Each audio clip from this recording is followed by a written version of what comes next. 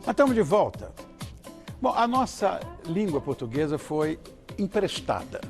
E tem muitas novidades incluídas, como gírias que nascem a cada dia, sei lá, e termos, sei lá, para expressar pessoas, coisas, situações. Se você acha que esses termos corriqueiros, como, por exemplo, apagar o pato, puxar o saco, essas coisas, são coisas da atualidade, está muito enganado. A maioria desses dizeres tem pelo menos um século de idade, com vários, inclusive, datando do Brasil colonial e até mesmo da Idade Média. Vamos saber mais? Bom, ele é um detetive nato, nosso colaborador há muito tempo, um jornalista incansável, um curioso pesquisador de plantão 24 horas por dia, 7 dias por semana, que é Marcelo Duarte. Obrigado, Marcelinho, por ter vindo. Tudo bem? Eu estava falando agora, né, do Guia dos Curiosos, que está aqui, mais uma edição. Aqui, ó, esse livro aqui, só para você ter ideia, eu disse, Marcelo, eu tenho os dois. Ele disse, não são dois, Rony, são 9. Eu estava todo contente que achei que eram só 2, né? Eu preciso completar a sua coleção, então. Pois é, preciso. E olha, é hilário, é maravilhoso. Honestamente, essa cadeira se faz assim, ela desce. Então, todo dia eu faço assim, ó, para ficar firme. Bom, Marcelo, você é um curioso nato, até porque o leitmotiv de seus livros todos significa curiosidade, né?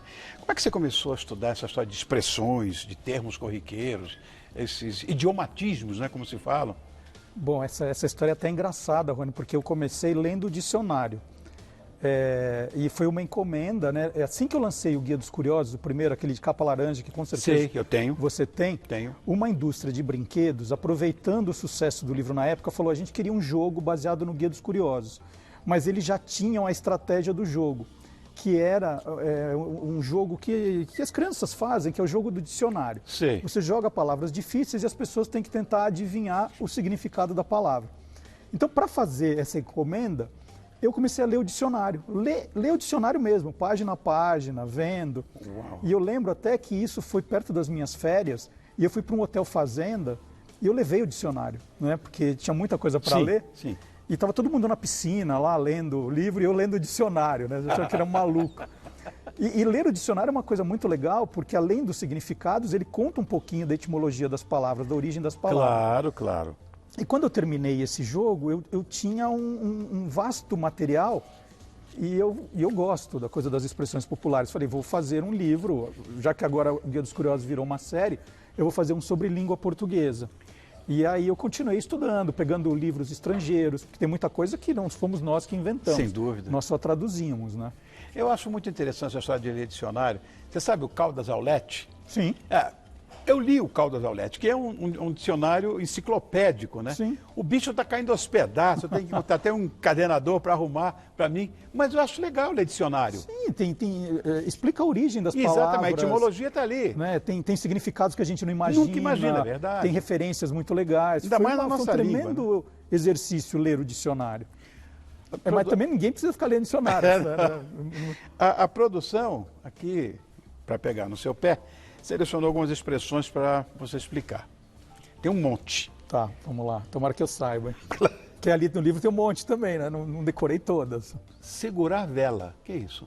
Segurar vela a gente diz geralmente quando tem um casal de namorados e tem alguém que não devia estar ali. E tá, né? Atrapalhando. Eu tive uma namorada que a irmã tinha que ir junto. Eu já passei por isso também. Tá? E aí, segurar vela é uma dessas expressões que vem do tempo da Idade Média, sem a luz elétrica. Então, alguns empregados, eles eram escalados para ficar segurando vela, para que empregados mais graduados fizessem suas obrigações na cozinha, na limpeza. E o que se conta é que até alguns patrões, né, eles exigiam que esses empregados segurassem a vela na hora do amor, do sexo, porque eles queriam um ambiente, a luz de velas, como a gente dizia. Só que esse empregado, nesse caso, tinha que ficar de costas. E daí, com essa história, que nasceu a expressão segurar vela, né? Quando você está atrapalhando o namoro de alguém. Sensacional. Uma outra que está aqui. Fazer vaquinha. Não entendi nunca isso aí. Fazer vaquinha é uma história engraçada, porque vem do futebol. Ela nasceu no Brasil na década de 1920. Os jogadores do Vasco da Gama, a torcida resolveu incentivar o time com algum dinheiro, porque era tudo amador ainda, futebol era amador, e achavam que com algum dinheiro podiam incentivar os jogadores a jogar. E na hora que faziam, que os torcedores iam atrás desse dinheiro, eles faziam referências ao jogo do bicho, né? Então, falaram assim, vamos fazer um coelho, que era arrecadar 10, agora não vou lembrar a moeda da época, 10 réis, 10 mil, alguma coisa, que era fazer um coelho. E quando era 25, que era o número da vaca no jogo do bicho, era fazer uma vaquinha. E o fazer uma vaquinha virou sinônimo de arrecadar dinheiro, né? Outra expressão do futebol, se você permite, que vem do jogo do bicho, era o Deus Zebra. Em 1964, um técnico da Portuguesa Carioca, o Gentil Cardoso, ele ia jogar contra o Vasco, que era um time maravilhoso, outra vez o Vasco. Né? Tá. E aí falaram, e aí, Gentil, vai dar para ganhar do Vasco? Ele falou, hoje vai dar zebra. E o que ele quis dizer é que a zebra não existia no jogo do bicho. Então, a vitória da Portuguesa Santista era o dar a zebra, porque era um bicho que não tem. E aí a Portuguesa ganhou de 2-1 e ficou. O Deus Zebra virou, hoje deu zebra, deu zebra. Sensacional! Mais uma do Vasco só. Fala! Eu sou Botafogo, eu tenho que ouvir. Tem no jogo de futebol aquele garoto que pega a bola e joga para dentro, que é o Gandula. Gandula, tá. Tinha um jogador argentino que veio jogar no Vasco, chamado Bernardo Gandula. E ele não era um bom jogador, embora fosse endeusado na Argentina, ele ficava na reserva. E como ele gostava de fazer alguma coisa, toda vez que a bola caía para fora, ele ia atrás da bola e jogava a bola para dentro. E aí quando falaram assim, nossa, graças ao Bernardo Gandula, o futebol está sendo mais rápido, né? E aí, homenageando ele, quando criaram essa profissão, esse personagem, deram o sobrenome dele, de Gandula. Sensacional. Pronto, chega de Vasco. Não, agora vamos para o Pão Duro. Pão Duro. Pão Duro nasceu de uma peça de teatro do Amaral Gurgel, na década de 1920 também. Tinha um personagem... Não, a peça não é de 1920, ela é ambientada no Rio de Janeiro, dos anos 1920, e tinha lá um mendigo que passava o tempo todo na casa das pessoas pedindo qualquer coisa para comer, mesmo que fosse um pão duro. Falava assim, me dá qualquer coisa para comer, mesmo que fosse um pão duro. E quando esse mendigo morre no espetáculo, se descobre que ele era muito rico de guardar o dinheiro, né? Então ele pedia o pão duro e guardava o dinheiro. Pedia o que comer, mesmo se for um pão duro, e guardava o dinheiro. Então pão duro virou a expressão do cara que não empresta, não dá e está bem de vida. E puxa-saco? Puxa-saco já é uma gíria militar, né, que junto aos oficiais tinham outros soldados que eram escalados para levar a roupa, né, dos oficiais. E essas roupas eram em sacos pesados e que eram arrastados, puxados. Então, esses outros soldados eram os puxa-sacos dos oficiais.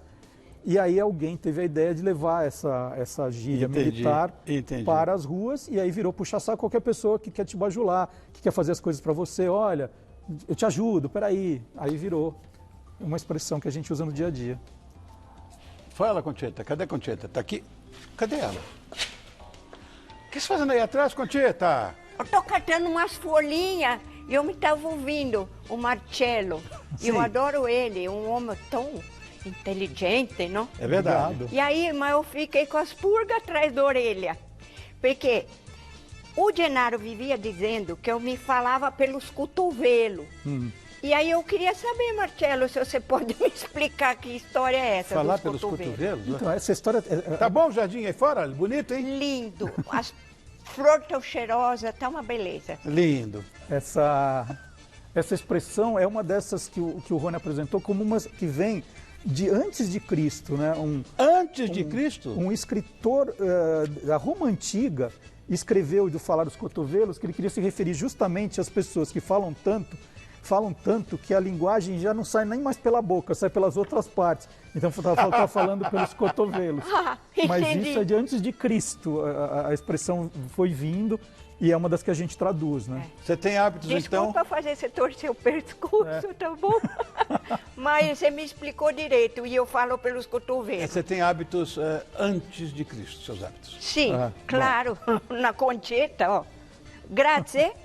E essa história de pagar o pato? Por que pagar o pato? Pagar o Pato é uma história sensacional, que é um conto escrito por um italiano também. Ele contava uma história que um camponês, tinha um vendedor de pato que ficou sabendo que uma camponesa ela trocava as mercadorias por sexo. Então ele combinou com ela que ele daria um pato para ela em troca de sexo, e foi o que ela fez. Ela era casada, mas fez enquanto o marido não estava em casa. E o rapaz, ele queria mais. Ele falou, não, eu quero mais. Ele falou, não, o combinado já foi. E eles começaram a brigar. E estavam brigando porque ele queria mais e ela falou, não, já está pago. E aí entra o marido e falou, que vocês estão brigando? Aí ele ficou sem ação e falou, não, ela não me pagou o pato. Ele falou, não, é para brigar. Aí o marido, chegou e pagou o pato. Então, quando você faz uma coisa que você cai nessa esparrela, você está pagando. Quer dizer, ele era o traído e ainda pagou o pato. Sensacional. Para o cara. Quanto tempo nós temos, crianças?